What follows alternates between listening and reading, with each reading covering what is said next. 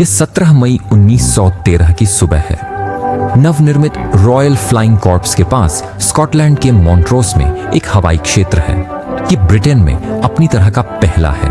उनके भरोसेमंद BE-2 द्विपंखी विमान पर उड़ान से पहले की जांच कर रहे हैं 29 वर्षीय lieutenant Desmond Arthur. 60 horse power के इंजन को शुरू होने में कुछ कोशिशें लगती हैं, लेकिन फिर विमान जीवंत हो उठता है। अपनी गॉगल्स को समायोजित करते हुए आर्थर संकेत देते हैं कि चौक को हटा दिया जाए और विमान हवाई पट्टी पर आगे बढ़ने लगता है। आर्थर उस समय के एक अनुभवी पायलट हैं और सही गति पर वह नियंत्रण को धीरे से उठाते हैं और B-2 विमान धीरे से हवा में उठता है। ऊंचाई प्राप्त करते हुए आर्थर अभी भी इस तकनीकी चमत्कार का रोमांच और उत्साह महसूस कर रहा है। उसने लूनन बे के लिए रास्ता चुना है। ये प्राकृतिक सुंदरता का एक अद्भुत स्थान है और हवा से आर्थर को एक ऐसा दृश्य मिलता है जो कुछ साल पहले तक केवल पक्षियों को ही उपलब्ध था। जीने के लिए कितना शानदार समय है। हाँ, मैं दुनिया के बारे में मजाक कर रहा हूँ। आर्थर कंट्रोल्स को आगे धकेलते हैं और 2500 फीट या लगभग 750 मीटर की ऊंचाई पर नीचे उतरना शुरू करते हैं। जब आपदा आ जाती है, ऊपरी पंख के दाईं ओर का सपोर्ट स्नैप हो जाता है और पूरा पंख मुड़ जाता है। विमान तेजी से घूमता है और अपनी धुरी के चारों ओर फेंका जाता है क्योंकि यह जमीन की ओर गिरता है। B-2 के अंतिम क्षणों में आर्थर की सीट बेल्ट टूट जाती है और वह लकड़ी, तार और कपड़े के घूमते हुए ढेर से बाहर फेंक दिया जाता है। लेफ्टिनेंट डेसमंड आर्थर के कुचले हुए अवशेष दुर्घटना स्थल से 150 मीटर दूर पाए गए। ये उड़ान के शुरुआती दिन थे और दुर्घटनाएं असामान्य नहीं थीं। हालांकि आर्थर एक अनुभवी पायलट थे। रॉयल एरो क्लब ने एक आधिकारिक रिपोर्ट तैयार की जिसमें कहा गया कि पंख एक खराब मरम्मत के कारण टूट गया था। लेकिन 1916 की गर्मियों में खराब मरम्मत के स्पष्टीकरण की बजाय एक सरकारी जांच कि लेफ्टिनेंट आर्थर अपनी बुद्धिमानी और युद्ध के दौरान मारे गए प्रभावी रूप से इस युवा एविएटर की स्मृति का अपमान करना। सरकारी रिपोर्ट जारी होने के थोड़ी देर बाद मेजर साइरल फॉगिन अखबार पढ़ने और शायद अधिकारियों के मेस में ढंग की चाय का स्वाद लेने की सोच रहे थे। जैसे ही उन्होंने मोड़ पार किया, वे अचानक रुक गए। फॉगिन एक सैन्य व्यक्ति थे और आसानी से डरने वाले नहीं थे, लेकिन उनका खून जम गया और वह ठंडा एहसास उनकी रीढ़ की हड्डी में उतर आया जब उन्होंने एक भूतिया आकृति को पायलट की वेशभूषा में अधिकारी के मेज की तरफ जाता और फिर गायब होते देखा। फॉगिन अचंभित थे। उन्होंने डर से इस दृश्य की आधिकारिक रिपोर्ट न करने का फैसला किया। अलविदा। मजाक का पात्र न बनना पड़े या अपनी नौकरी न गंवानी पड़े। उन्हें शायद तब सांत्वना मिली जब उस भूतिया आकृति को और लोगों ने देखा। एक वरिष्ठ उड़ान प्रशिक्षक की नींद बाधित हो गई। चौंक कर उठते हुए, जो स्टोव की आग से प्रकाशित कमरे में था, उसने देखा कि उसके बिस्तर के अंत में एक आदमी पूरा उड़ान गियर पहने बैठा हुआ है। अपने बिस्तर से प्रशिक्षक ने चिल्लाकर कहा, कौन हो यार, और तुम यहाँ क्या कर रहे हो? वह आदमी बिल्कुल स्थिर, कब्र की तरह शांत बैठा था। जब प्रशिक्षक अपने बिस्तर से बाहर कूदा तो वह शाम का घुसपैठिया बस गायब हो गया और अधिक लोगों ने इस अनचाहे भूत को देखा। लेकिन तब तक केवल पुराने नंबर 2 मैस में, जहां लेफ्टिनेंट आर्थर 3 साल पहले रहते थे। एक रात गार्ड ड्यूटी पर 2 व्यक्ति बेस पर थे, एक दूसरे से बात कर रहे थे, बोरियत को दूर करने की कोशिश कर रहे थे। अभी अगली शिफ्ट तक 2 घंटे और हैं। फिर अचानक मुझे लग रहा है अंधेरे से एक आकृति उभरी। ठंड बढ़ गई। कुछ ठीक नहीं था। वह गार्ड्स की ओर चला और उन्होंने उसे दूर से आते देखा।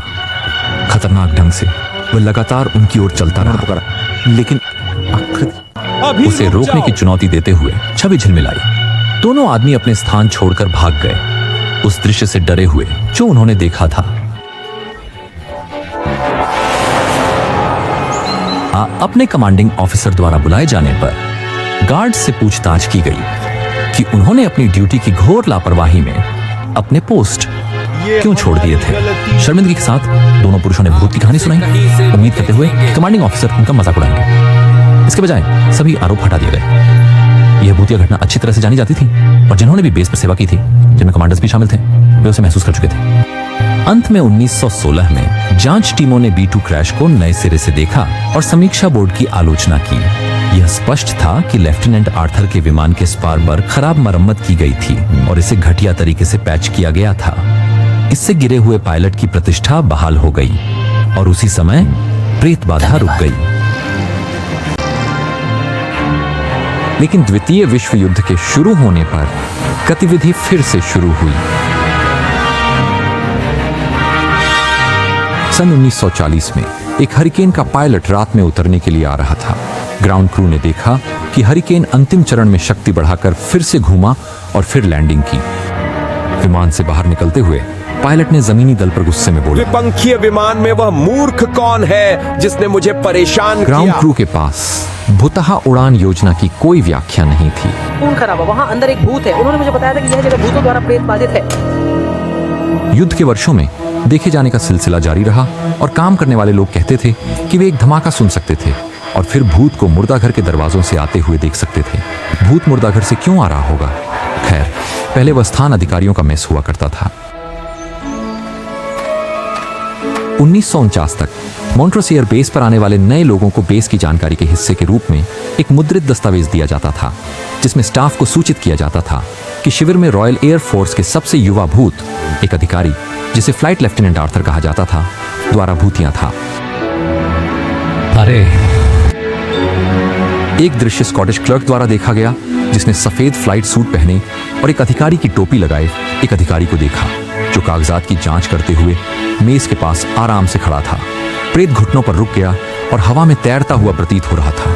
क्लर्क स्वाभाविक रूप से भयभीत हो गया, लेकिन सबसे अच्छे देखे जाने में से एक का श्रेय सर पीटर मैसफील्ड को 1963 में दिया गया था।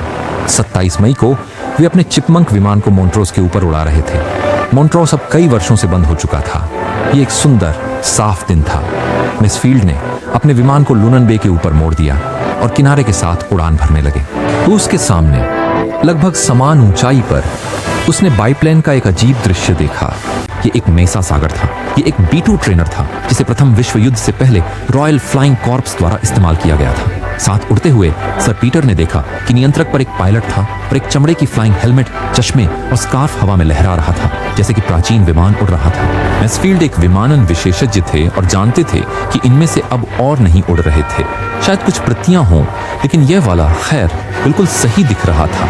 फिर उसने दहशत में देखा कि कैसे दाहिना पंख टूट गया और B-2 धरती की ओर गिरने लगा। सर पीटर ने पास के गोल्फ कोर्स पर आपातकालीन लैंडिंग की और दुर्घटनाग्रस्त पायलट के लिए मदद के लिए चिल्लाए। नमस्ते। अजीब बात यह थी कि किसी और ने दुर्घटना नहीं देखी थी। मैंने कुछ नहीं देखा। तुम्हारा क्या, गोल्ड फिंगर? वहां भागते हुए जहां उसने विमान को गिरते देखा था, वहां कोई मलबा नहीं मिला, कुछ भी नहीं। केवल स्कॉटलैंड के ग्रामीण इलाके में मई का अंत आते हुए शांति।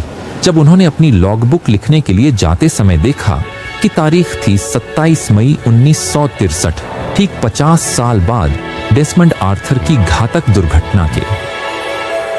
हाल के वर्षों में हवाई अड्डे के संग्रहालय के रूप में फिर से खुलने के बाद, जिसे आप आज देख सकते हैं, Montrose air station heritage centre Scotland में मॉन्ट्रोस के उत्तर में स्थित है। भूतिया घटनाएं संग्रहालय में जारी हैं।